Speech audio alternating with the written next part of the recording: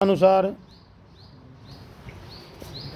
गुरु वशिष्ठ के आदेशानुसार कामधेनु की पुत्री नंदिनी की सेवा का व्रत लेना। कामधेनु की पुत्री नंदिनी की सेवा का व्रत लेना।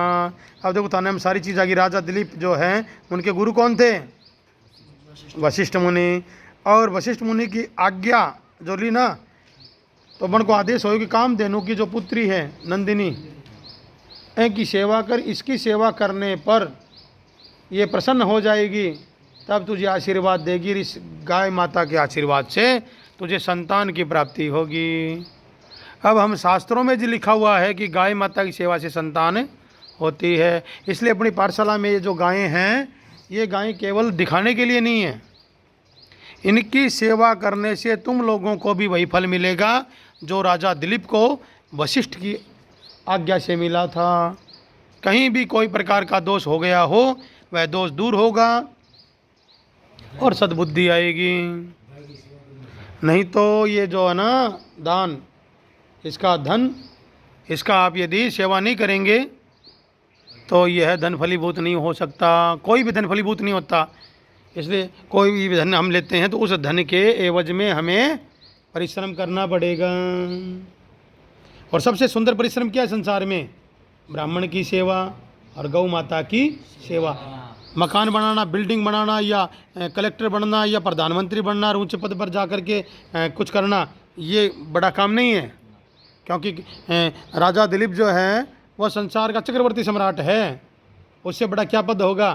कलेक्टर, प्रधानमंत्री का संसार का थोड़ी होता है वो। लेकिन गौ माता की सेवा और ब्राह्मण सेवा, ये दो ही तो उच्च हैं। वो राजा उस पद को छोड़ करके और उनकी सेवा करता है। तो इन कहानियों से शिक्षा मिलती है कि प्रधानमंत्री और राष्ट्रपति के पद भी छोटे हैं। किसके आगे?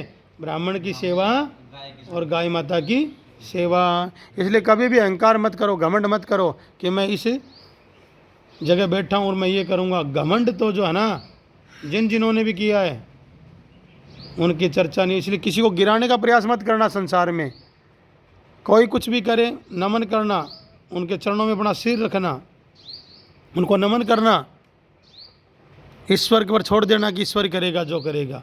लेकिन कभी भी किसी का गलत नहीं करना, किसी का अपमान नहीं करना। क्योंकि अपमान जो करता है ना, वो शापित हो जाता है। और शापित व्यक्ति दर दर की ठोकरें खाता फिरता है, अपने यश को खराब करता है वो, और दूसरे के यश को खराब करने की कुछ चेष्टा भी करता है।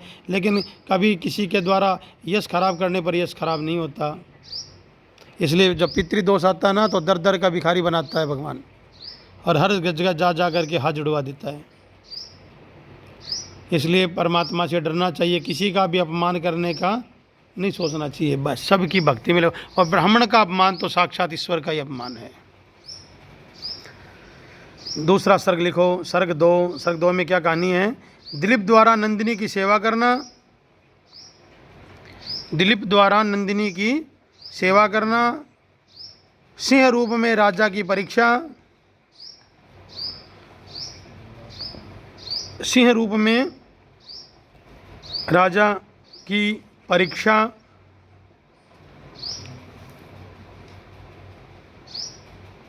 सिंह रूप में राजा की परीक्षा। वह प्रसन्न नंदिनी द्वारा, वह प्रसन्न नंदिनी द्वारा दिलीप को संतान प्राप्ति का वरदान देना। ब्राह्मणा ने खराब करे बहन, जो ब्राह्मणा ने गाली निकाले, गुरुद्रोही ऐ टाइप का जो लोग हो, बन के पितृदोष आ जावे। उनकी तो आता है। कोई भी व्यक्ति हो, गऊ ने और ब्राह्मण ने इनके लिए बस आपकी जिह्वा से जचा लूँ, मैं के बाद में मैंने और कोई दोष की ज़रूरत ही को नहीं, सारा दोष ही मैं का मंड जाएगा। नंदिनी की सेवा करने पर 21 दिन सेवा की है, और करने के बाद में जब गौ माता प्रसन्न हुआ ना, जब शेर आ जाता है, कुंभोदर नाम का शेर, उसका क्या नाम है?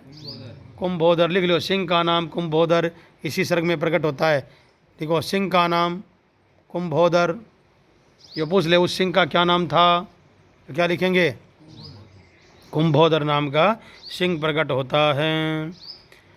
इसलिए जब सिंह प्रकट होता है और वो गाय को पकड़ लेता है तो उस गाय को रक्षा के लिए दिलीप जी कहते हैं कि मुझे खा लें, गाय को छोड़ दें। लेकिन सिंह कहता है अरे तेरी तो नवम वय है कांतमिदम वपुश्चा, तेरी नई नई तो अभी शरीर में यौवन आयु है और तेरे शरीर की या कांति या शेरा का खान खातर पैदा हुई है कि अब तेरे को उपभोग कर, इतना सुंदर शरीर है तेरा।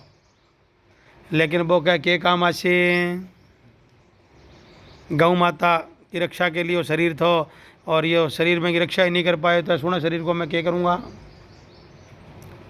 मेरे गुरु की आज्ञा है कि गाय की रक्षा करना, गाय माता प्रसन्न हो जाएगी तब जा कर के सब कुछ होगा। और अब यदि गाय नहीं बची तो तुम मैंने पहले खा और उसके बाद में कुछ भी हो जाए, पहले मुझे मरना पड़ेगा इसकी रक्षा के लिए। अब वो अपने आप को समर्पित कर देता है। अल्पस्य हेतो बहुहातुमिच्छन् विचार मूढ़ प्रतिभासी में त्वं, लालच दे रहा है वो। कल्पस्य हेतो एक गाय के लिए तेना मैं इसी लाख गाय दे दूंगा, इन्हें छोड़ दे। क्या थोड़े खातर है? अल्प बहुआतुमिच्छन्, बहुत ज़्यादा त्याग कर रहा है। विचारों से तो मुझे मूर्ख प्रतीत होता है। लेकिन वो क्या नहीं, गाय छोड़ दे और अपना शरीर जब शेर का कर डाले तो शेर फिर भगवान शिव के रूप में प्रकट हो जावे और बिना आशीर्वाद देवे तथास्तु। तब जाकर के उसके रघु पैदा होता है। अब लिखो ना, सर्ग 3, रघु का जन्म, विद्याध्ययन एवं विजय प्राप्त एवं इंद्र से युद्ध विजय प्राप्ति तथा रघु का राज्याभिषेक।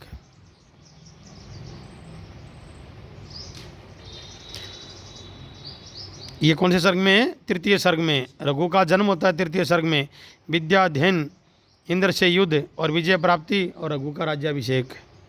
लिखो सर्ग 4, इंद्र से युद्ध, विजय प्राप्ति, रघु का राज्याभिषेक। नंबर 4, सर्ग 4 है ना, रघु की दिग्विजय यात्रा का वर्णन, सभी दिशाओं में विजय प्राप्त करके आता है। रघु का दिग्विजय यात्रा का वर्णन, रघु की दिग्विजय यात्रा का वर्णन। फिर को सर्ग 5,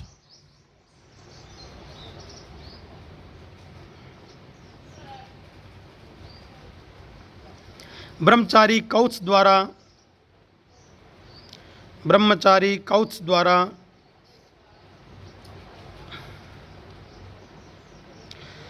गुरु वरतंतु को दक्षिणा देने के लिए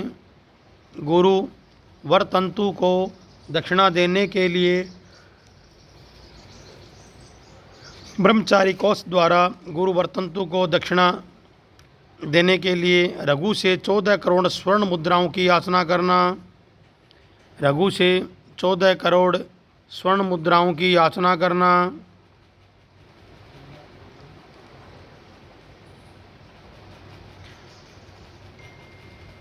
चौदह करोड़ स्वर्ण मुद्राओं की याचना करना। याचना पूर्ति के लिए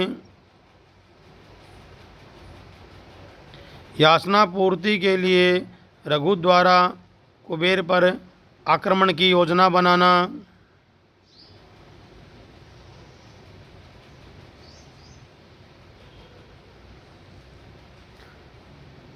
याचना पूर्ति के लिए रघु द्वारा कुबेर पर आक्रमण की योजना बनाना।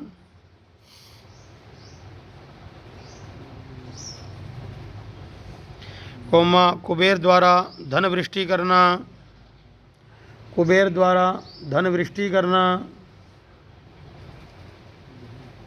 याचना पूर्ति के लिए रघु द्वारा कुबेर पर आक्रमण की योजना बनाना, कुबेर द्वारा धन वृष्टि करना, प्रसन्न कौत्स द्वारा रघु को पुत्र प्राप्ति का आशीर्वाद देना। अब रघु ने पुत्र प्राप्ति का आशीर्वाद कौन देके जा रही है? कौत्स। ठीक है। कुबेर द्वारा धनवृष्टि करना। प्रसन्न कौत्स द्वारा रघु को पुत्र प्राप्ति का आशीर्वाद देना। तो पुत्र प्राप्ति का आशीर्वाद तभी मिलता है जब गुरु घर और गुरु के प्रति कभी भी गलत वाक्य का प्रयोग कोई व्यक्ति नहीं करता। अनुष्ठान की सफलता का राज गुरु ही होता है।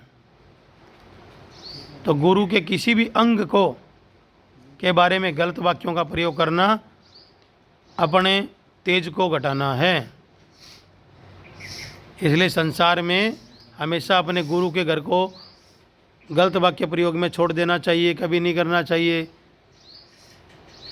लेकिन जब मूर्खता हावी होगी तब व्यक्ति किसी को नहीं छोड़ता, क्योंकि उसको घमंड हो जाता है कि शायद गुरु जी को ही मैं नहीं पढ़ाया है। इतना घमंड आने पर वह व्यक्ति जो ना अपने स्तर से गिर जाता है।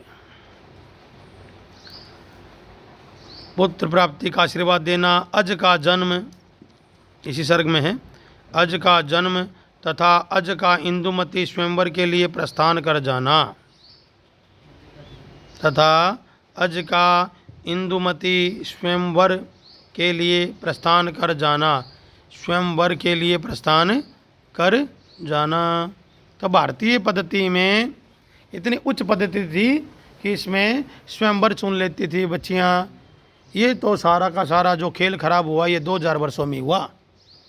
इससे पहले तो सब स्वतंत्रता, भारतीय जो परंपरा थी वो संसार की टॉप परंपरा थी। यहाँ कोई भी शोषण नहीं था किसी का भी। अब लिखो सर्ग 6, इंदुमती स्वयंवर वर्णन। सर्ग 6 में अज और इंदुमती का स्वयंवर का वर्णन है। राम जी की दादी इंदुमती, राम जी के दादा अज, पड़दादा रघु और षड़दादा दिलीप और षड़दादी सुदक्षिणा। अब लिखो सर्ग 7, अज इंदुमती विवाह का वर्णन। अज इंदुमती विवाह का वर्णन।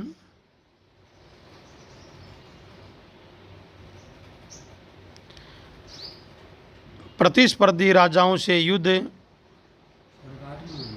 प्रतिस्पर्धी इसी में प्रतिस्पर्धी राजाओं से युद्ध, क्योंकि वो राजा अज के ऊपर आक्रमण करने लग गया कि इंदुमती तो कहीं विवाह कर लियो, आज सोच करके तो युद्ध हो। तो जो प्रतिस्पर्धा वहाँ जितने राजाओं ने रखी उनसे जो है युद्ध एवं अज की विजय हुई उसमें।